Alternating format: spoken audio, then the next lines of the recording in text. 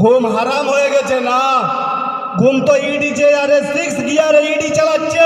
তোমাদের বৌমাদেরকে গিয়ে জিজ্ঞাসা করবে আমাদের দাদাদেরই ঘুম হারাম হয়ে গিয়েছে। দাদারা কিন্তু ঘুমাচ্ছে না, কোথায় কত টাকা আছে, সার্টিফিকেট আছে, কোথায় কত দলিল আছে, সব লুকাচ্ছে। কিন্তু আমরা সারাদিন এই ভাঙড়ে ঘোরার পরে, প্রত্যেকটা বুথে বুথে ঘোরার পরে নিশ্চিন্তায় গিয়ে বাড়িতে গিয়ে ঘুমাই তো নাকি? আমাদের ঘুম হারাম করবে, তাই তো? ইডি প্রশাসন বলে কিছু আছে, তোমাদের ঘুমই হারাম করে রেখে দিয়েছে। একটা কথা বলে যে আজ তোমরা বলছো যে ভাঙড়ের জমিনে আইএসএফ নেই, সত্যি তো আমরা নেই। তবে যদি চোখ, আমি এটাই বলবো যে তোমাদের চোখ নেই, দিদিকে বলবো যে তোমরা চোখের অপারেশন করার একটা ব্যবস্থা করে দাও ফ্রিতে। তোমাদের নেতাদের চোখের অপারেশন করাতে হবে। একটা জিনিস যাওয়ার সময় অনুরোধ করব, কারুর পকেটে যদি আধার কার্ড এনে থাকো, সবাই একটু আধার কার্ড দেখিয়ে শো করে মিডিয়ার বন্ধুদের সামনে রেখে যাবেন। না তো এরা বলবে কালকে যে অমুক জায়গা থেকে লোক এনে ভাঙড়ের মেলা ময়দান ভরিয়েছিল। আমরা কি বিরিয়ানির প্যাকেট দিয়েছিলাম ভাই? দিইনি তো। যদি মনে করি এখানে গামছা ঘুরিয়ে তোমাদের থেকে চাঁদা তুলে এই মিটিংটাকে সাকসেসফুল করবো, পারবে তো? नौशाद सिद्दीकी बीजेपी दलाल ना, डर हमको अच्छा लगा। नौशाद सिद्दीकी यदि बीजेपी दलाल होतो ताहले नौशाद सिद्दीकी के डिक्टेरियार सामने আপনারা পারমিশন দিতেন।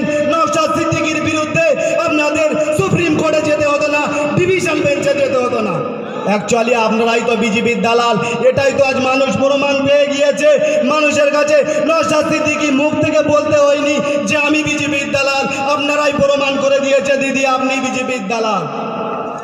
আর একটা কথা, ডিভাইডে তখন আমি জেলে ছিলাম, শুনছিলাম যে একজন বলছিল ডিভাইডে বসে যে বাংলার ভূমিকন্যা, বাংলার রাজকন্যা চটি পায়ে দিয়ে দিল্লির জমিনে গট গট গট গট করে সিংহাসনে বসবে।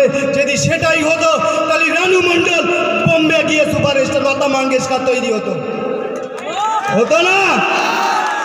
যদি দিদি দিলে সুপ্রিম কোর্টে গিয়ে যদি প্রধানমন্ত্রী হতো, রানী মণ্ডল বোম্বে গিয়ে লতা মঙ্গেশকর হতো। ঠিক তো? অতটা সোজা না। আমরাও চাই যে দিদি প্রধানমন্ত্রী হোক। বাংলাবাসী যে জ্বালায় আমরা জ্বলছি, পশ্চিমবাংলাবাসী যে জ্বালায় আমরা জ্বলছি, টোটাল ভারতবাসী জ্বলুক। একবার দেখো কেনার কীর্তি গেলাম। নওশাদ সিদ্দিকী বিজেপির দালাল না, নওশাদ সিদ্দিকী বিজেপির দালাল। নওশাদ সিদ্দিকী আইন সংবিধান হাতে নিয়ে লড়াই করে চলেছে। খেটে খাওয়া মানুষ, শ্রমজীবী মানুষ, পিছিয়ে পড়া মানুষ, তাদের জন্য লড়াই করে চলেছে। আর আপনারা ঘুম হারাম হয়ে গিয়েছে আপনাদের, সেই জন্য আপনারা বলছেন নওশাদ সিদ্দিকী বিজেপির দালাল। বাস্তবেই নওশাদ সিদ্দিকী বিজেপির দালাল।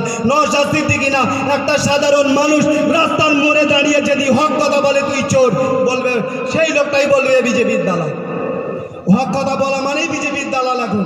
তো সেই হক কথা বলার কারণে, হক কথা বলতে গিয়ে যদি আমাদের জেল কাটতে হয়, আমরা যদি বিজেপির দালাল হয়ে থাকি, সাধারণ মানুষ কথা বলবে আগামী দিন লোকসভায় যে সত্যিকারের আমরা বিজেপির দালাল কি তোমরা বিজেপির দালাল। ঠিক তো? তো আগামী দিন এইভাবে অঙ্গীকারবদ্ধ হয়ে একসাথে আমাদের এই ভাঙড়ের জমিনে স্বাধীন করতে হবে। ভাঙড়ের যে মানুষ আমরা আছি, খেটে খাওয়া মানুষ আছি, তাদের হকের লড়াই লড়তে হবে। তার জন্য যদি আমাদের জেল কাটতে হয়, একবার কেন একাধিকবার জেল কাটতে হলে প্রস্তুত আছেন তো? তাই তো? যেদিন নওশাদ সিদ্দিকী জেল কেটে টোটাল পশ্চিমবাংলা তথা ভারতবাসী জানতে পারে এটাই হলো ভাই, এটাই হলো আমাদের নওশাদ সিদ্দিকী ভাইজান, তাতে আমরা গর্ব করি। আমরাও জেল কেটে বলি যে আমরাও গর্ব করি, আমরা নওশাদ সিদ্দিকীর দল করি, আমরা অন্য কোনো দল করি না। তাই তো? জেল তো অনেকই খাটে, অনেকই কিছু করে। নওশাদ সিদ্দিকী কি চুরি করে জেল খেটেছিল? আমাদের মন্টু ভাই, আমরা কি চুরি করে জেল খেটেছিলাম? বাস্তবে যারা জেল খাটুনি, আমার তো মনে হয় তোমরাও চাও যে আমরা একবার জেল খাটবো। আমার মতো, মন্টু ভাইয়ের মতো সবাই যাক পশ্চিমবাংলার জমিনে, যেখানে ক্যামেরা করুক, যেখানে যাই বলে এই তো মন্টু ভাই, এই তো কারিমুল ভাই, সবাই চেষ্টা করছে, সবাই মনে মনে করছে যদি আমিও একবার জেলে যেতাম। তাই তো? ভয় আমাদের দেখাবে না ভাই, ভয় আমরা পাই না। কেন? ভয় যারা চুরি করে আছে তারাই ভয় করে। আমরা চুরি করিনি, চোরকে ধরতে এসেছি, তাহলে আমরা কেন ভয় পাবো? তাই তো? এইটাই আজকে শাসক দল টোটাল একটা ছোট্ট একটা কথা বলে বক্তব্য শেষ করবো, কেন আমাদের রাজ্য কমিটির নেতা এখানে উপস্থিত আছে, বলার কিছু থাকে না আমাদের। তো আমরা ছোট্টবেলায় যখন স্কুলে যেতাম তখন দেখতাম যে মাস্টারটা আমরা পড়াটা না করতাম না, আমাদের মাস্টার প্রচণ্ড খেলাতো। তো আমরা চেষ্টা করতাম যে ওই মাস্টারের পিরিয়ড যখন থাকবে আমরা ক্যান্সেল করব। তো আজকের আমার যতটুকু মনে হয় নওশাদ সিদ্দিকী ভাইজান যেটা বলে, যদি বিধানসভায় ক্যামেরা লাগানো হয় সবাই এই ভয়টা করে যে নওশাদ সিদ্দিকী আজ বিধানসভায় না আসে, না তো চোরেদের গলা টিপে ধরবে, হক কথা বলবে, চোরেদের গলা টিপে ধরবে, ওই জন্য ওরা বিধানসভায় যেতে ভয় করে। এটা আমার মন বলে। কিন্তু বিধানসভায় যদি ক্যামেরাটা টিভিটা লাগানো হয় তাহলে সাধারণ মানুষ জানতে পারবে নওশাদ সিদ্দিকী কী লড়াই লড়ে ওর ভিতরে, কী লড়াই লড়ে বাইরে।